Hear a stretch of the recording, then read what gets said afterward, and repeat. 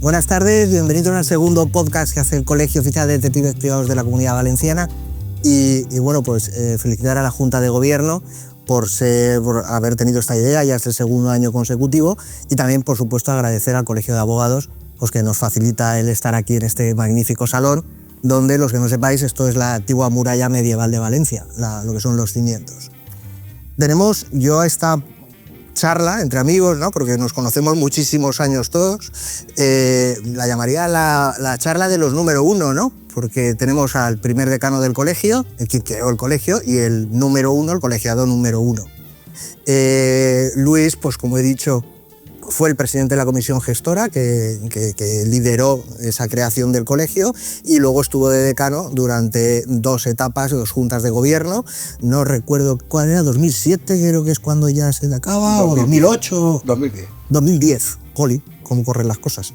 Y luego Vicente Luis Alonso Domènech, que le gusta que le llame Alonso Domènech, que es su nombre de guerra, pues él empieza a ejercer la profesión en 1970, también ha sido muy colaborador con el colegio, tengo por aquí la chuleta, pues ya ha sido presidente de la Comisión de Deontología en 2010, en 2011 presidente de la Comisión Asesora de Comunicación, luego también fuiste en representación de los detectives a Iberoamérica, del colegio, de los detectives valencianos, fuiste en representación a Iberoamérica, a unas jornadas allí, y a Colombia, ¿verdad?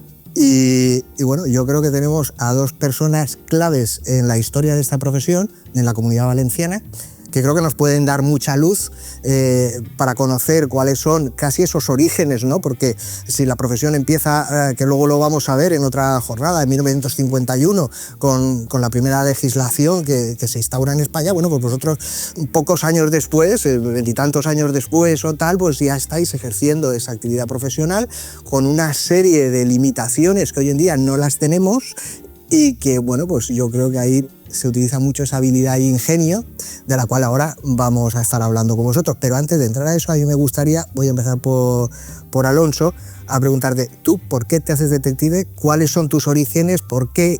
¿Habías trabajado antes en otra cosa? ¿Cómo llegas ahí? Bueno, yo empecé como militar, tuve 20 años, y en una excedencia que pedí me hice agente judicial. Y estaba en el juzgado entonces, juzgado comarcal de Burjasot. Le hacía los informes al juez, y el juez un día me dice, hazte detective y así serán oficiales. Él me apuntó a la CENS, entonces eran actividades diversas, entraba dentro de las actividades diversas. Total, nada, estuve, creo que fueron 6 meses en la CENS, estudiando, hasta que recibo los diplomas de la Agrupación Nacional de Detectives Privados y de la Asociación Nacional de Detectives Privados. Habían dos. Digamos que se picaban entre ellos. Estaba Alier y Cerezo. Alier pierde, digamos así, la asociación y la gana Cerezo, agrupación. Entonces, en la Agrupación Nacional de Detectives Privados entra ya toda la profesión dentro de España, y es cuando nos dan no la licencia provincial, sino la nacional. Y a mí me dan la nacional número 73. O sea, que quiere decir que cuando me la dan a mí solo habían 73 detectives en ese momento. Y ahí empieza mi carrera. Ya montas tu despacho. Monto el despacho, el primer despacho lo monto en la calle María Cristina, aquí en Valencia. El segundo despacho lo monto ya en en Colón, en la calle Colón. Y el tercer despacho ya definitivamente en la calle Peris y Valero 183. Y ahí empiezas ya tu actividad. Sí, pero mi actividad no entra en función a eso, sino que como era fotógrafo, tanto en el ejército como fuera, monto el primer gabinete de criminalística tanto para detectives como para la Guardia Civil, que entonces no tenía nada, ni emisoras ni nada. Y en Burjasot, la comandancia de la Guardia Civil me pedía las emisoras para que podían hacer ellos lo que se llamaba la patrulla de calle.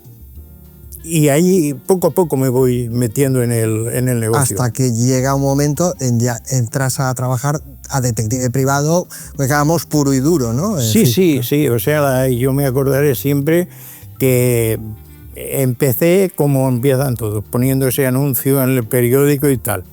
Pero me di cuenta de que donde estaba el negocio eran los abogados y en los colegios profesionales, por el intrusismo en aquella época. Eso ahora seguiremos, no me lo cuentes, que eso te lo voy a preguntar luego. Luis, tu historia es algo distinta, ¿no?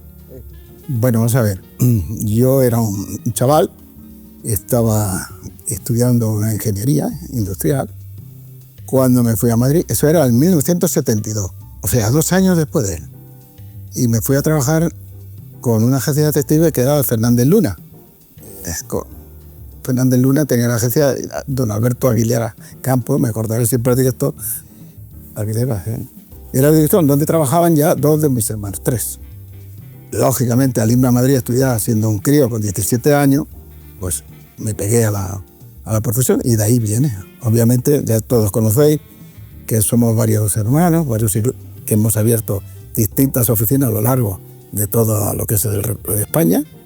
Y bueno, pues en un momento determinado, en el 81, abro oficina en Valencia, que es cuando yo empecé a conocer a todos estos señores.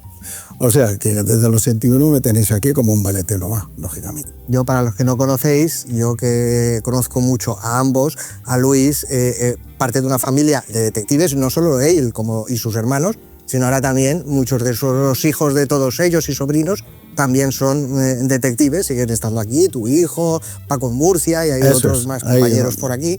Y es una familia pues que se dividió España, ¿no? Estaba Pepe en Sevilla, Ángel en Alicante, tú en Valencia, Javier en Madrid y bueno, y Félix en Barcelona. Pues también me voy, porque tú te lo sabes todo. ¿Qué no hace falta? Bueno, a ver, que está bien. Yo entré de joven en esta profesión y ellos eran los maestros, ¿no? Entonces, claro, tú aprendes de ellos, conoces sus historias, pues eran muy conocidos en la profesión y entonces, pues claro, pues tú como chaval joven, pues bueno, pues quieres aprender de ellos y bueno, y te llama mucho también la atención, pues tu familia, ¿no? Distribuyéndose todo el territorio nacional y por todos los sitios todos los detectives, ¿no? Entonces, pues son cosas. Y yo voy a confesar una cosa que mucha gente es incapaz de confesar. Yo me he copiado lo que he podido y me ha gustado, pues los informes que he visto de mis compañeros, de vosotros, de las formas de actuar y tal, pues hombre, pues porque tienes que aprender, es decir, y sacar lo mejor de cada uno para tú intentarlo hacer cuanto más mejor, ¿no? Es decir, a mí no me da vergüenza decir, pues esta parte de mi informe es de fulano o es de mengano porque me gusta, porque me encantó esa redacción, es decir, que sí, o esta forma de encuadernarlos, ¿no? Porque aquí hemos tenido encuadernaciones de todos los tipos durante toda la vida, ¿no? Y ahora hablaremos un poco de claro, cuando vosotros entráis, ¿qué tecnología, por ejemplo, qué tecnología cuando tú entras en los años 70, Alonso, qué medios técnicos tienes para poder trabajar? Medios técnicos, pues es de risa. Yo he traído aquí solo las 2 pequeñitas, y si a eso se le llama pequeñito, pues ya veréis. Todos habéis visto en las películas al famoso espía. Y después de esa, el carrete, que si me acuerdo cómo se abre, y si no, os da igual. Pero bueno, carrete de 35, esto era lo que tenías que tirar. No tiene pilas, no puedo hacer nada, si no os haría una foto a todos. Y la técnica mejor era la lupa. Como te he dicho, yo veo que falta un laboratorio criminalístico y digo, pues, si me han dado el título de detective y criminólogo, me voy a especializar en criminalística. Pregunto, como es lógico, a Valls, a Abraham, y veo que aquí todos iban a las tiendas de fotografía a dar, perdonad que estoy hablando con él, perdonad que os haya dado la espalda, a lo normal, ¿no? ¿Tienes? No, yo lo llevo a Natcher, yo lo llevo a no sé qué. Y yo cojo y digo, pues ya está. Fotógrafo, gabinete de fotografía, huellas dactilares, especialidad criminalística. Y me acuerdo que cuando robaban en algún sitio me decía Valls, oye, ¿me puedes ir a sacar unas huellas que he encontrado que no sé qué? ¿Vale? Y así me gustaba la ciencia criminalística. Para los que no conocen, Enrique Valls detective privado, padre de María Ángeles Valls, que está por aquí, que es compañera detective también. Por ahí está María Ángeles. Pero yo nombro a esos porque justamente me daban más trabajo que ninguno. Yo trabajaba de detective y al mismo tiempo hacía las fotografías. En otro sitio entraron a robar unos cuadros y dejaron toda la mano clavada allí. No es que ellos no supieran, es que no tenían los medios. Entonces yo lo que hacía era ir, sacar las huellas, y esas huellas después se pasaban o bien a la policía. Yo no sé más con quién trabajaba, yo trabajaba con la Guardia Civil. Si me salía a mí algún caso de eso, se lo llevaba a la Guardia Civil ya se montaba su vida y ahí empezábamos el trabajo. En el asunto de investigación, pues no lo he traído, quería traerlo. Pero bueno, voy a hacer un poco de publicidad. Si queréis saber qué es o cómo trabajaba el detective privado, solo tenéis que poner Alonso Domenech en el YouTube y ahí tengo 2 películas de unos 40 minutos. No hay más que ver y veréis que para hacer una fotografía gastaba un objetivo así. Imaginaros a ver cómo escondes tú un objetivo así en donde podías. Y la cámara más pequeña que tengo de vídeo es una cámara así. Todo eso lo hubiese traído, se lo dije también. ¿Cómo hacías? Porque antes lo hemos estado comentando, llegaste a trabajar para el colegio de dentistas, ¿era? De dentista, y entonces ibas con tema de intrusismo profesional a grabar dentro de consultas. Y en aquel momento, pues las cámaras no eran lo que hay ahora, no hay esas microcámaras ocultas en un boli, en un reloj, en un tal, que lo puedes llevar y tal, sino que teníais que camuflar una cámara dentro de... Pues de una caja de zapatos, de un paquete. Me acuerdo una vez, aquí juega mucho el ingenio. Todos nosotros tenemos ingenio para sabernos, porque lo principal de nuestra profesión es saber hacerte amigo del que investigas. Si tú no te introduces en su mundo, no vas a sacar nada, está claro. Tú no puedes ir ahí solo vigilancia. Tienes, por lo menos en mi época, yo me acuerdo de lo que ha dicho, fui 18 años, el detective, tengo, como es lógico, la felicitación del colegio, de la directiva, de protésicos y odontólogos de Valencia. 18 años con el mismo abogado. Un abogado a la primera te tira el paquete fuera, o sea, el informe. El ingenio era facilísimo. Te hacías un paquete, lo llevabas bajo el brazo, te comprabas una bolsa, le hacías una rejilla muy pequeñita y por ahí metías la cámara, la enchufabas desde que entrabas en la consulta y empezabas a rodar. ¿Problema? Pues que no te pillaran. Luis, pues déjame que yo amplíe un poco. ¿vale? Perfecto, adelante, porque adelante. vamos, discrepo en algunas cosas con él. A ver, cada maestrillo tiene su librillo. Yo quiero hacer, si hacemos una comparativa de lo que era entonces a lo que es ahora, bueno, yo diría que en aquel entonces tenía que ser una persona no solo ingeniosa, sino muy válida. Es más, vamos a ver si lo explico. Todos los que empezaron la profesión eran autodidactas. Con una cámara reflex, una máquina de escribir y con mucho esfuerzo y tesón, supieron abrirse camino en esta historia tan bonita que me ha dado a mí toda la vida por estar en ella, en lo que es la profesión de detective privado. Para mí, ¿qué es la profesión de detective? Ser detective es ser un poco de muchas cosas. Intento. Primero, es poco reconocida, está poco valorada por algunos. Hay que estar un poco, digamos, ejercer de un poco de fotógrafo, otro poco de abogado, un poco de psicólogo, otro de piloto de rally, porque hay que saber conducir. Hay que hacer, es un compendio de muchos pocos y sobre todo que hay que estar un poco loco para meterse en este vergenal. Yo me metí en su momento y bueno, la verdad es que a mí tengo que decir que me ha dado mucho, toda una vida, y yo he intentado devolverle lógicamente a la profesión lo que he podido. ¿Qué se hacía en aquel entonces? Vamos a ver. tenemos cosas muy positivas, porque el que no valía, no podía. Vosotros tenéis ahora el apoyo, bueno, ahora ya con la IA, dentro de 3 días ya ponéis a la fotocopia que hagáis y ese que trabaje, ¿no? Pero, ¿qué teníamos entonces? Pues teníamos, como he dicho, una máquina reflex y poco más. Gastábamos muchos zapatos y hacíamos las cosas. Y la máquina de escribir, que nos pasábamos horas y horas por la noche intentando redactar ese informe que había que entregar. Y cuando ya llegaba a la penúltima línea y se te tropeaba, te equivocabas, metías una falta o algo de eso, te desesperaba. Yo tengo que confesar que he pasado muchas noches, algunas noches sin dormir por culpa de eso. Pero eso dio a pie a lo que tenemos ahora. La profesión se ha ido dignificando, gracias ahora os veo a todos, como veo, más guapos, que lógicamente este y yo somos mucho más feos y más viejos, os veo a todos perfectamente bien y con mucha ilusión, y yo sé que esto que hemos conseguido, y me meto a Octavio y a todos los que ya llevan muchos años, es pues un salto cualitativo de esta profesión. La estamos llevando al lugar que verdaderamente merece, ¿vale? Ahora mismo estamos bien considerados, los juzgados, en la calle, tenemos un colegio que nos respalda, en fin, es importantísimo. Para mí esa profesión que yo digo es la que he vivido, era cómo demostrábamos, y ahora se me ocurre una cosa, que hacíamos una fotografía ese día.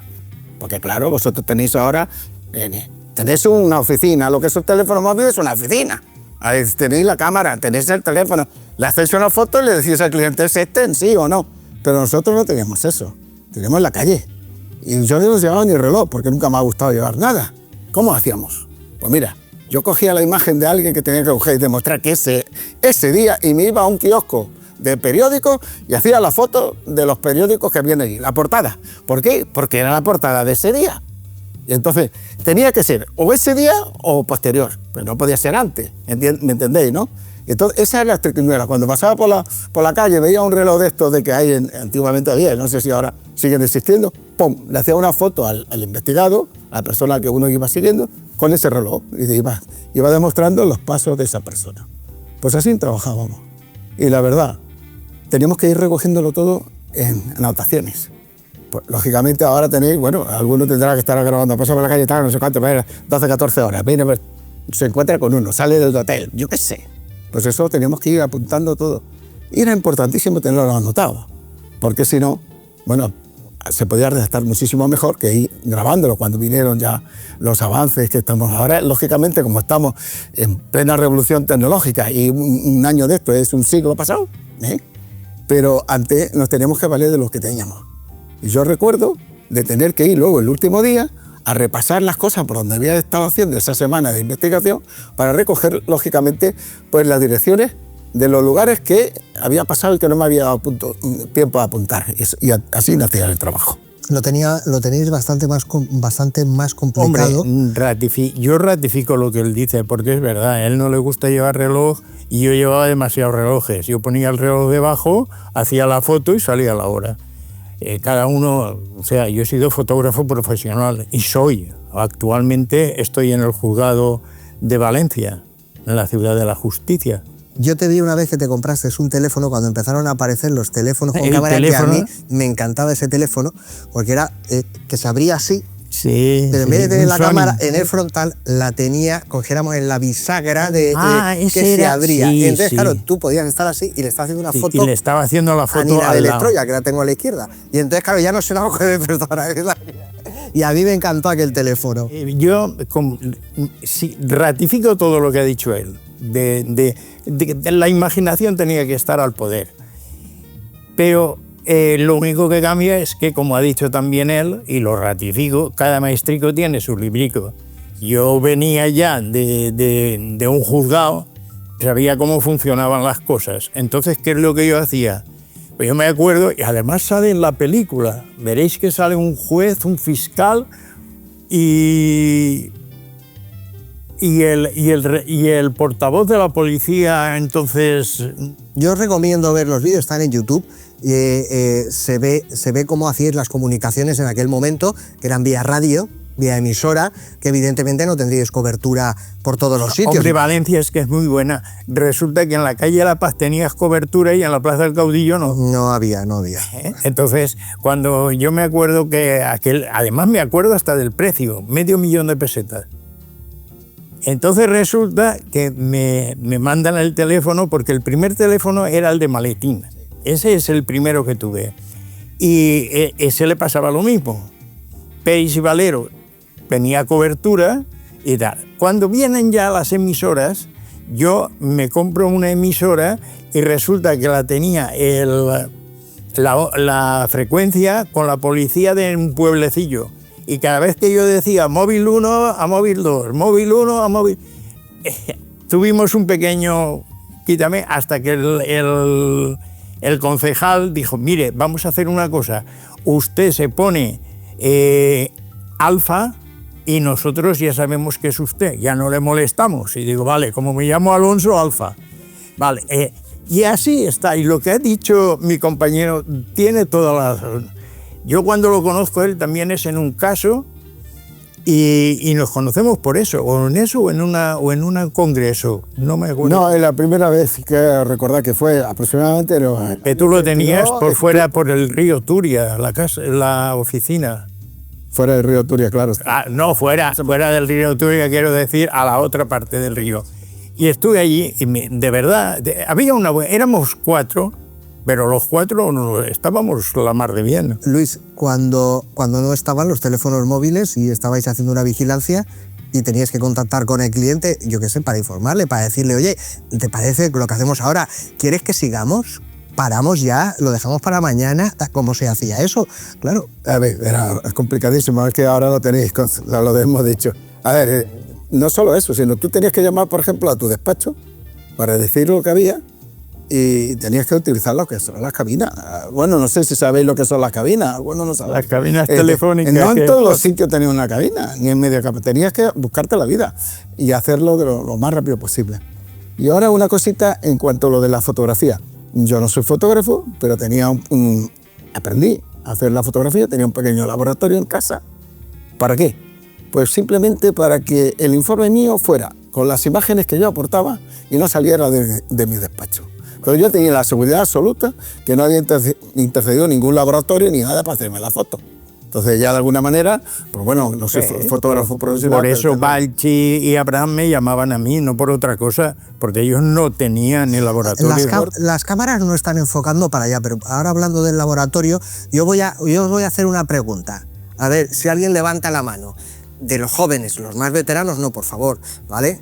Si yo os digo una película de 3.200 forzado a 6.400 y que me la saquen todas... 400. ¿Sabéis a lo que me refiero, alguien? No lo sabéis. Bueno, pues era los medios técnicos que teníamos en aquel momento que, como por las noches ya una cámara de fotos se quedaba medio inútil porque no podíamos, cogíamos carretes de fotografía blanco y negro de 3200 ISO, ASA, y los forzábamos a 6400 a tope, ¿no? Para que tuvieran la máxima sensibilidad. Te tenías que quedar parado para hacer una foto porque como te movías un poco se iban. Y siempre tenías, que ahora no nos pasa porque ahora tú ves la foto en el móvil o en la cámara en la pantalla y tal, siempre teníamos la duda de qué es lo que habíamos fotografiado y hasta que no se revelara no lo sabíamos. Cierto. Diciendo a lo que él tuvo que aprender fotografía y yo le alabo el gusto porque como fotógrafo profesional pues para mí fue muy fácil incorporar la fotografía a la investigación. Por ejemplo, tenías que saber el diafragma, la ISO, la velocidad, 3 cosas ya en una máquina. La profundidad de campo. La profundidad de campo para poder desenfocar o no desenfocar. O sea, enfocar lo que te interesa. Y después había una cosa que era el flash. Que como sabéis todos, es un helado de eso de polo, un flash. Y no os podéis imaginar lo que es hacerle una fotografía de noche a una pareja metida dentro de un coche, tocar el cristal. Hoy día no lo podríais hacer. Es una anécdota de lo que yo he hecho. Yo no sé si Rausa lo ha hecho igual. Pero lo que sí es tocar al cristal del coche porque están en un descampado dándose el lote, tac, tac, y se gira y entonces con el flash y todo, ¡tra! Y tener que salir corriendo porque si te coge... Sí, pero siguiendo era otro eso, tiempo, ¿eh?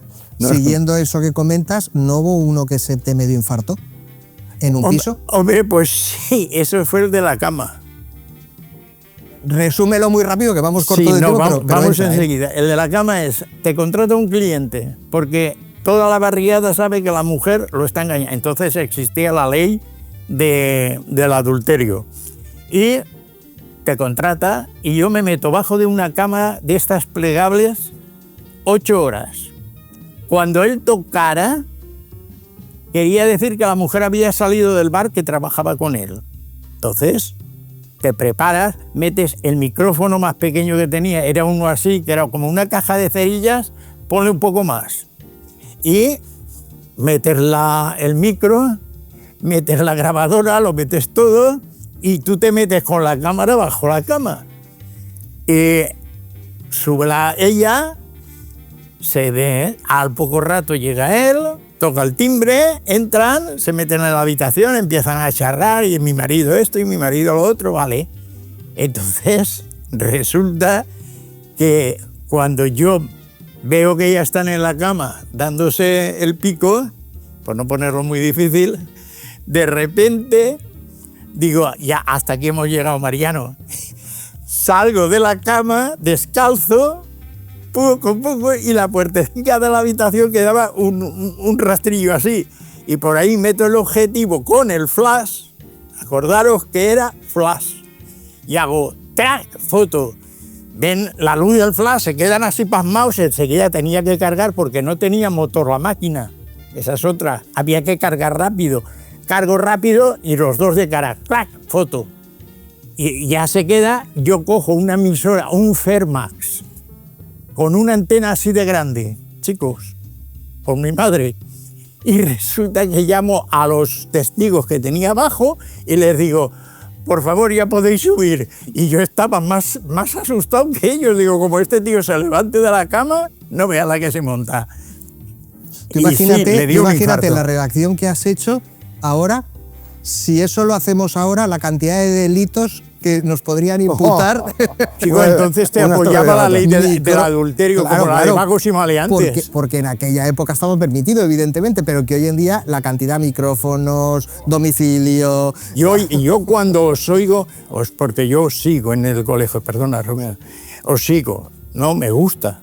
Es una profesión que me ha hecho que le pague una carrera a mi hija, otra carrera a mi hijo, y hoy, con 80 años, estoy aquí delante de estas preciosidades, y vosotros también, chicos, también sois muy majos. Y al colegio, pues agradecerle el que me haya llamado y el que esté yo ahora aquí.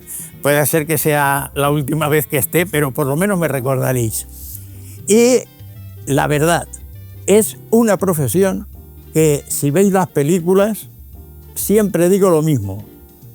Para ser honrado, tener paciencia y, sobre todo, estar al lado de lo que marquen las leyes. En aquel entonces existía el adulterio, pues chicos, nos valimos del adulterio, como vosotros os habréis valido también. No, yo en el 94 aún trabajábamos con la infidelidad a causa de divorcio, y entonces se iba haciendo los seguimientos para presentar el informe del procedimiento judicial, hasta que eso lo quitaron, y ya, bueno, pues ya el que quería contratar por un tema de infidelidad era por saber qué es lo que pasaba en su vida, pero no para una utilización judicial.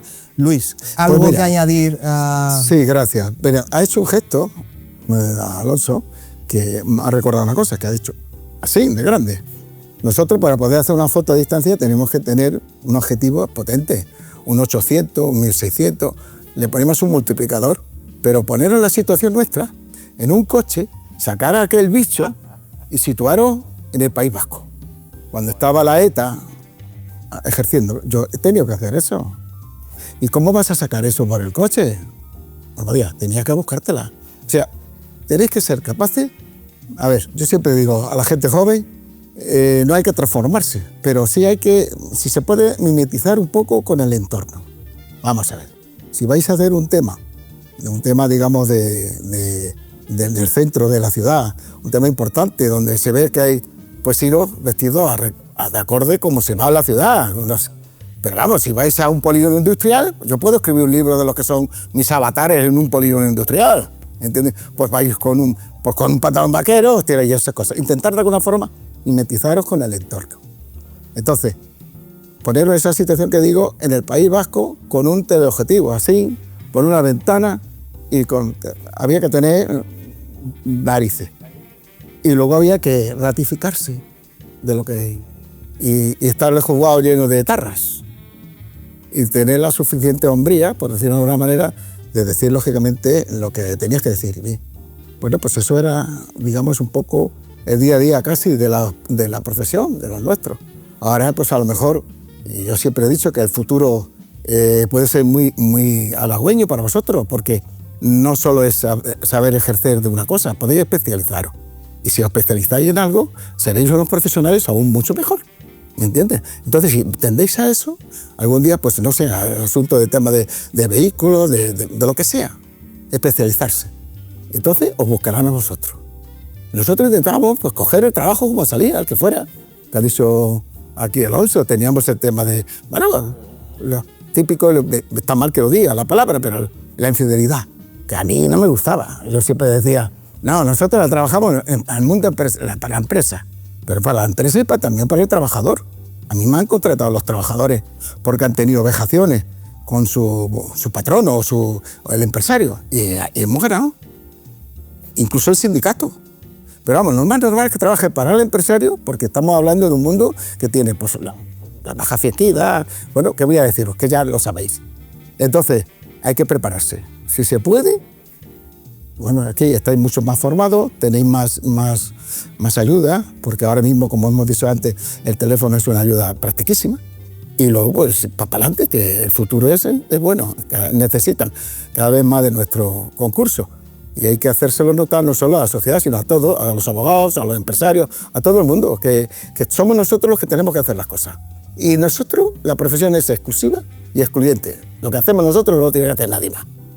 Por lo tanto, tenéis yo creo que un futuro importante que rellenar en vuestra vida. Mira, yo, estando ya como veterano, he estado en varias ponencias que ha hecho el Colegio de Detectives.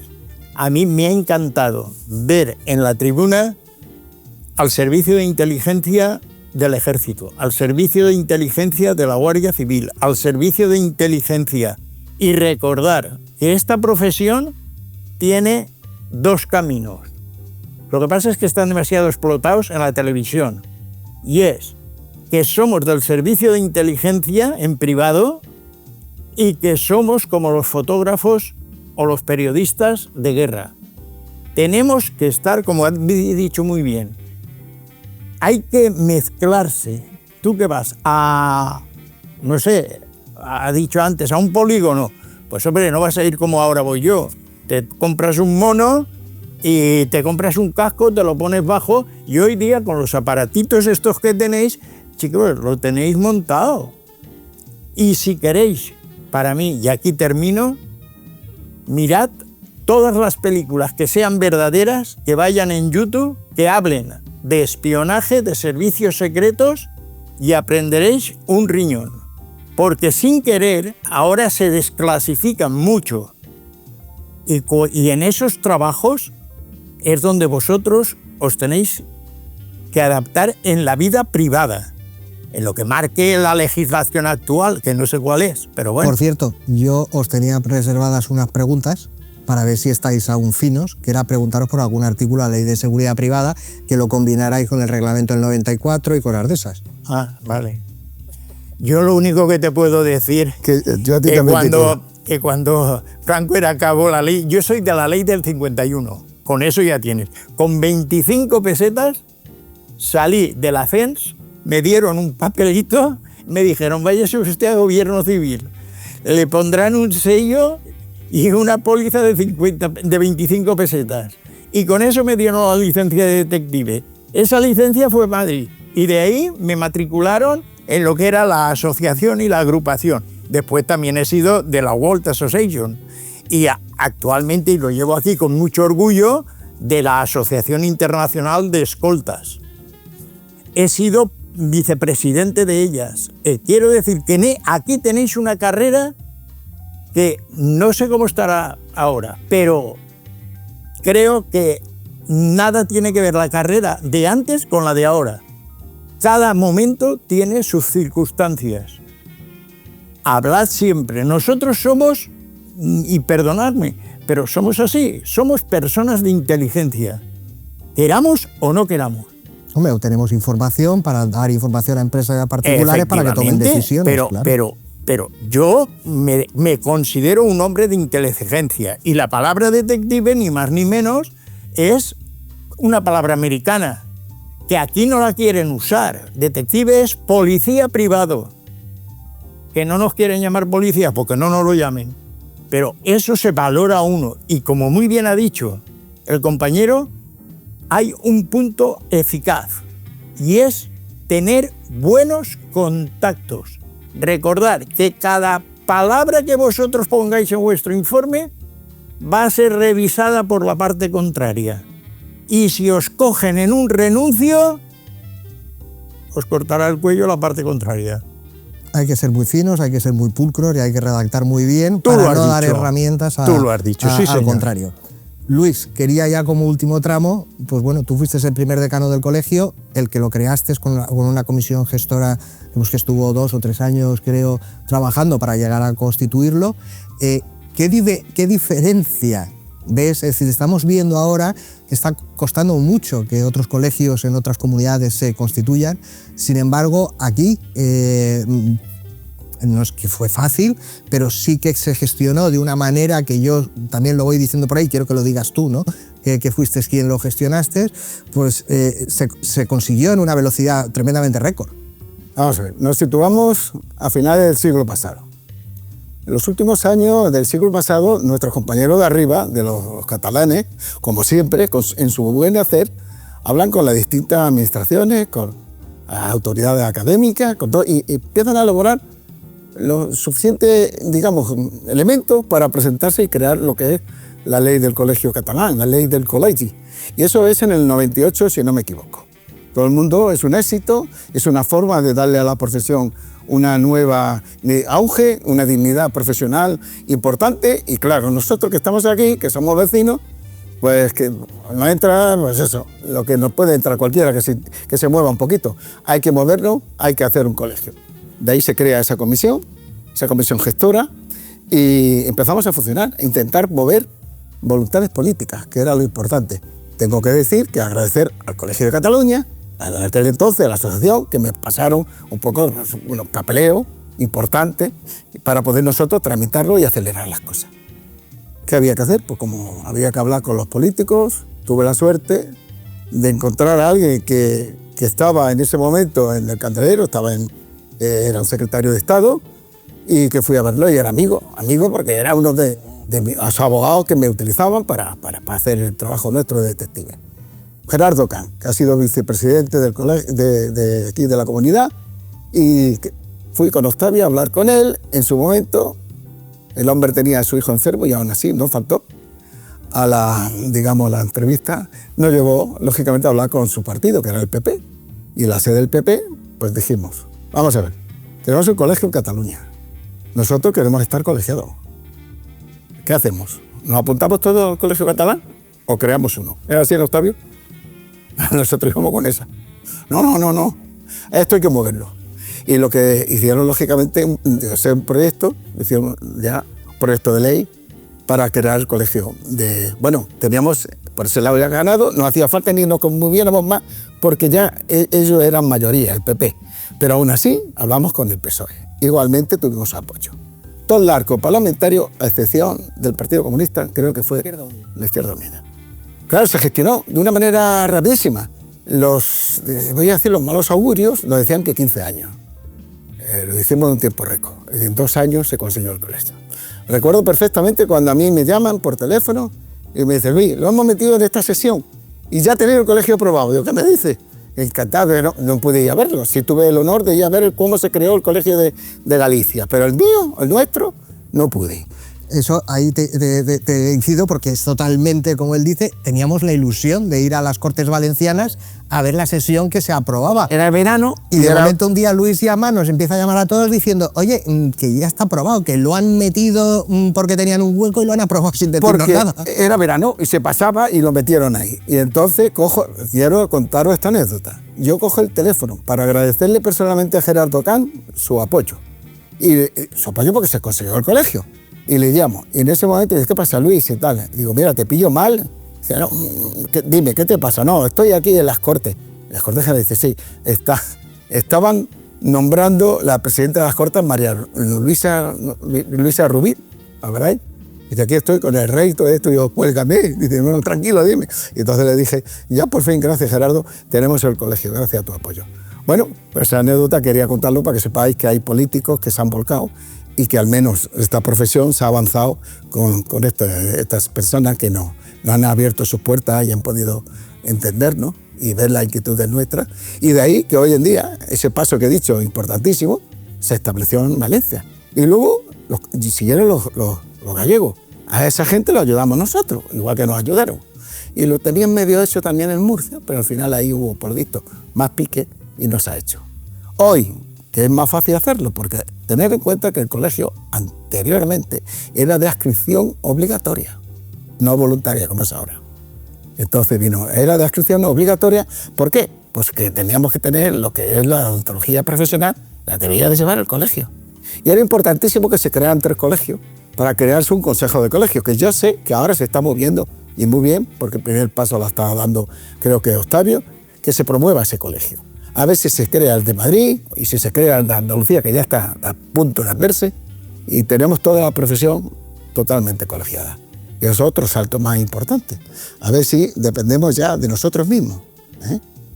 En fin, eso es el colegio a grandes rasgos, se ha evolucionado, se hicieron muchas cosas, y gracias, yo tenía el apoyo interno de lo siento, tengo que decirlo, de muchas compañeras, y bueno, también de los compañeros, pero tenía a María Ángeles, tenía a la chica de Alicante, Belén, Marlene, a mi mujer que estaba detrás, que ha sido mi voz siempre por detrás, tendría a todo el mundo, y aparte Octavio, Antonio, tengo que agradecer, Antonio Fernando está por allí callado, pero bueno, teníamos a todo con mucha ilusión y se consiguió y se hizo, ya digo, aparte que de los malos augurios que nos decían 15 años, se consiguió en 2 años, Ya está, eso es lo que puedo contaros. Bueno, pues yo en nombre de todos, ese trabajo, aunque yo también fui partícipe, igual que Antonio, sí, María Ángeles y tal, pero bueno, darte las gracias, darte las gracias de capitanearlo, porque gracias a tus contactos, a tu buena gestión y tal, pudimos tenerlo en un tiempo récord. Y yo darte las gracias a ti, porque abriste tus puertas de tu despacho para tener una sede en ese momento, colegio. Que cuando fui decano me di cuenta que seguía estando en mi despacho la sede del colegio, lo tuve que cambiar. Pero estuviste porque la dejamos. La sede oficial. No, pero que luego vino el segundo decano Eloy, pero por el motivo que fuera se cambiaría fiscalmente. No, tuvimos la sede en... Sí, pero nunca se llegó a cambiar a nivel oficial. Bueno. Entonces, cuando yo entro de decano, veo que sigue estando en mi despacho la sede del colegio. Pues ya está, mejor todavía, todo en casa. Entonces ya la quité y la pasamos a lo que había elegido la segunda, es decir, la Junta de Eloy, que era tenerlo en Cirilo Amorós, que era en el centro de negocios y tal, que la verdad es que es un sitio magnífico y tal, y entonces lo traspasé yo allí. Quiero ensalzar la figura de Eugenio Belestroya, que tenemos aquí a su hija, al cual yo admiraba y quería mucho, y él me apreciaba mucho. Creo que tengo los últimos libros firmados por él.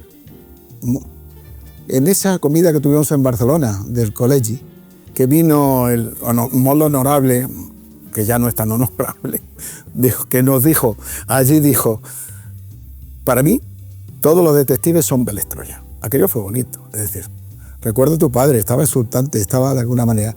Bueno, me dio mucha pena, obviamente. Yo escribí sobre él, sobre su muerte y quién era. En fin, él era el pionero, el primero, tiene en Torre de Juan Abad, tiene no sé si lo sigue teniendo, un museo. Pues ya lo ha quitado. Lo recogiste. Pues un manchego que se va a Barcelona. Eso es el siguiente podcast, ¿eh? No hagas spoiler aquí. Bueno, vale, perdón. Con tu permiso. Bueno, pero vamos a terminar ya. Solo una cosa. Sí. Y para vosotros los jóvenes también. No hay que olvidar a los que han caído.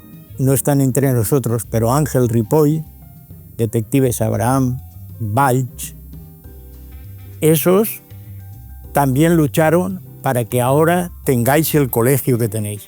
Porque aquí en Valencia solo eran asociaciones y nos dábamos de palo que no veas. ¿Hasta qué? Hasta que vinieron estos señores y dijeron, basta de palos y a por un colegio.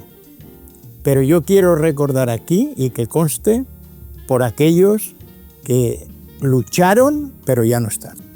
Pues yo también aplaudo tu moción, porque sí que hay que recordar a todos los compañeros, aprender de ellos, y los que nos han antecedido a nosotros, pues bueno, evidentemente nos han puesto una autopista, ¿no?, para que podamos mejorar la profesión y todo. Muchos compañeros hoy, estos años atrás, están escribiendo libros sobre la historia de la profesión, recopilando información, matándose por intentar conseguir algún documento gráfico y tal. Hoy lo estamos grabando nosotros para que los compañeros de dentro de 100 años lo tengan más fácil y puedan reconstruir la historia de los detectives de España, en este caso de Valencia, pues con unas imágenes vivas totalmente. Como los americanos cuando hacen una caja del tiempo. Yo he traído las revistas. Son revistas de hace muchísimos años, sí. Del año 70. Para que, si queréis verlas, podéis verlas y ver cómo ha evolucionado. Están a vuestra disposición. Os agradezco profundamente vuestra intervención, que hayáis venido a estar aquí con nosotros, y bueno, creo que os merecéis un grandísimo aplauso. Antes que nada, bueno, a ver, Luis. Quiero agradeceros a vosotros también y a Emilio la labor que está realizando. Emilio me parece magnífica, está llevando a la profesión ahí en primer plano y la está sosteniendo, como es un tío grandote, es capaz de hacerlo, ¿eh? Y por tanto, yo estoy ahora mismo orgulloso de este colegio. No puedo decir otra cosa. Gracias a todos por habernos escuchado. Gracias de todo corazón.